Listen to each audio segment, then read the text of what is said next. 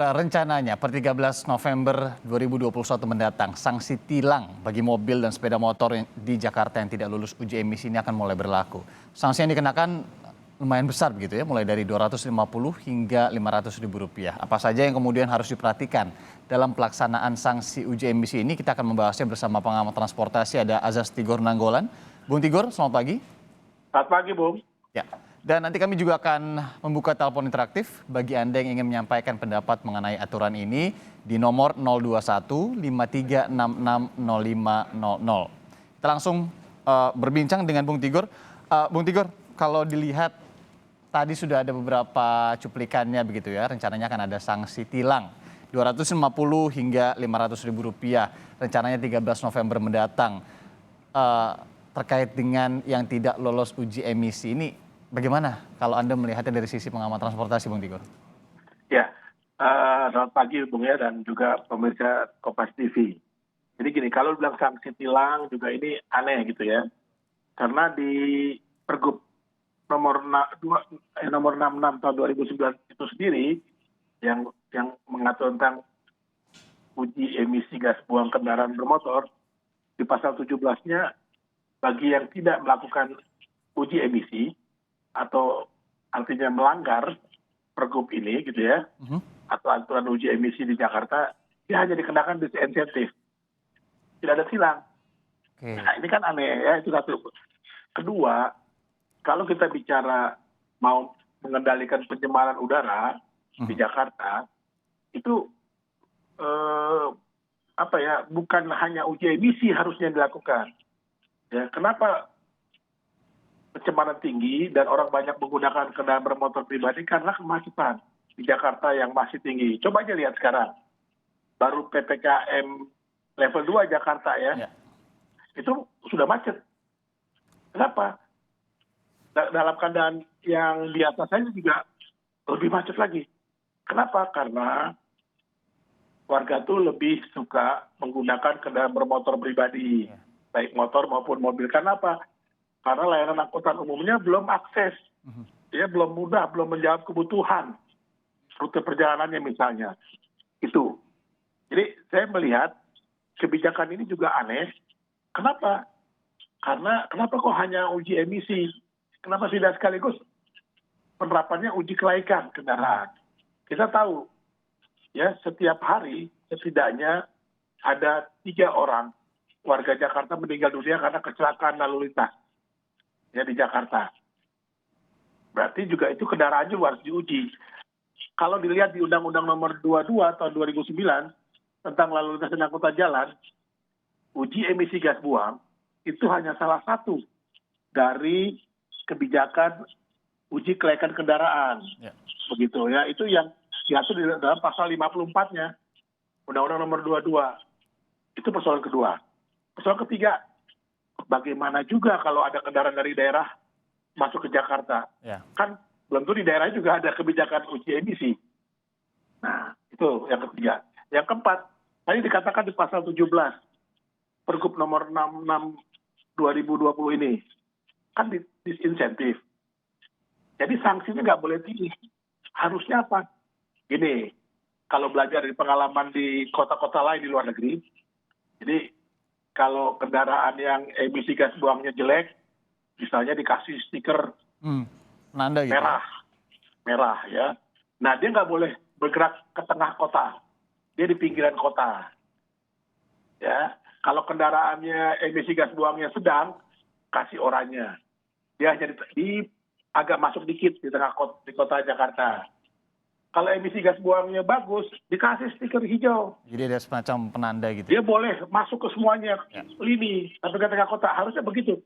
Kalau saya mengartikan disinsentif. Jadi bukan tilang, ini salah kaprah menurut saya. Apa dampaknya nanti kalau memang penilangan ini dilakukan, Bung Tigor? Ini ada persoalan dengan semangatnya untuk memperbaiki kualitas udara kemudian. Loh, tadi kalau semangatnya mau memperbaiki kualitas udara, tadi sudah sampaikan ada 4 poin tadi, Bung. Itu yang harus dilakukan. Nggak bisa cuma tunggal emisi gas buang aja yang diuji atau dikendalikan. Ya, nah kalau dia main tilang itu nggak diatur. Ini nggak ada, berarti ada, Jadi ada secara situasi payung hukumnya tidak kepastian juga, hukum. secara payung hukum tidak tepat, Bung Tigor. Tidak tepat. Ya nggak ada. Di Pergub kan patokannya kan Pergub nomor 66 tahun 2020 tentang uji emisi gas buang. Itu yang dipakai. Di Pergub tersebut nggak ada. Sanksi tilang yang ada hanya disinsentif bagi pemilik kendaraan bermotor yang tidak melakukan uji emisi gas buang berkala. Bung Tigor, Di pasal 17. sejauh yang Anda tahu juga, disinsentif ini akan seperti apa penerapannya? Nah itu tadi, kalau saya menawarkan tadi seperti itu. Bisa juga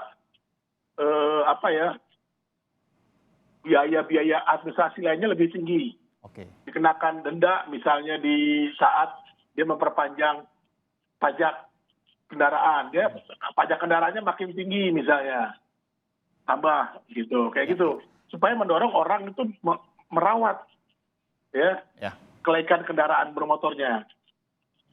Oke, Bung Tigor, ini kan aturannya juga sebenarnya kalau rencananya nanti ini juga akan dikenakan tilang, yang menilang pun nanti kan akan polisi pastinya. Tapi kita juga sebenarnya sudah mengundang ya beberapa pihak termasuk dari KLHK, kemudian Dinas LHK, Pemprov, ya kepolisian dan Disub ini masih belum mau untuk untuk memberikan tanggapan juga.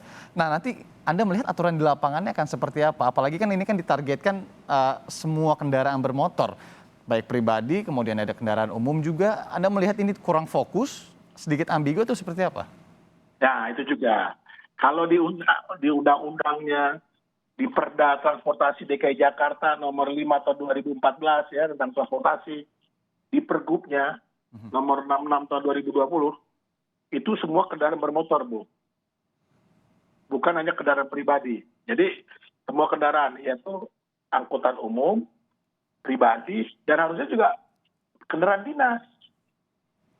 Nah, kalau kita lihat kendaraan dinas ini kan di Jakarta ini, waduh, yang punya pemerintah, punya polisi, itu nggak ada tuh uji kendaraannya.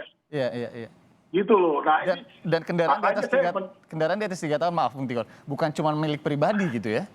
Iya, jadi harusnya konsisten. Nah, kalau masyarakat nanti ditilang setelah tanggal 13 November, diprotes. Dasarnya mana? Tanya. Tilang terhadap emisi gas buang. Gitu. Kalau kita baca lagi Pergubnya, ini kebanyakan mengatur tentang bagaimana menjadi tempat uji emisi gas buang. Awan banget ini bisnis kan? Oke. Gitu loh. Nah, tadi Anda juga sudah sebutkan sebenarnya untuk kendaraan-kendaraan yang kemudian datang dari luar Jakarta atau sekitar Jabodetabek, wilayah penyangga, tapi datang bekerja ke Jakarta. Seperti apa nanti, akan tumpang tindih juga nggak nanti? Karena mungkin dia peraturan daerah di daerahnya tidak diharuskan untuk uji emisi, tapi ketika di Jakarta nanti kena tilang, ini kan seperti apa? Nah, itu yang jadi juga persoalan. Misalnya gini, Jakarta, wilayah hukum Polda Metro Jaya itu kan Jabodetabek ya, Bung. Sementara Pergub ini kan hanya Jakarta. Ya, artinya mobil plat nomor di Jabodetabek itu plat B juga. Jadi tidak hanya Jakarta. Bagaimana penerapannya? Tadi kan saya sudah bilang. Sementara di Depok, di Bekasi, tidak ada ketentuan kendaraan bermotor pribadinya itu harus ada kebijakan uji emisi gas buang secara berkala. Nah, itu bagaimana? Makanya kan bingung nih polisi juga. Terus polisi yang mau nilang, dasarnya juga apa? Kalau di Sub yang mau nilang, dasarnya juga apa? Gak usah yang di Bodetabek. Untuk Jakarta aja tuh Pergub nomor 66 tahun 2020 tidak ada tilang. Itu, Bung. Anda bisa menyimpulkan sedikit mungkin kalau secara sederhana apa sebenarnya yang ingin diharapkan pemerintah dari penerapan ini dan bagaimana persiapannya serta nanti penerapan di lapangan, Bung Tigor, kalau Anda lihat. Kita sebelum nanti masuk ke penelpon di segmen berikutnya.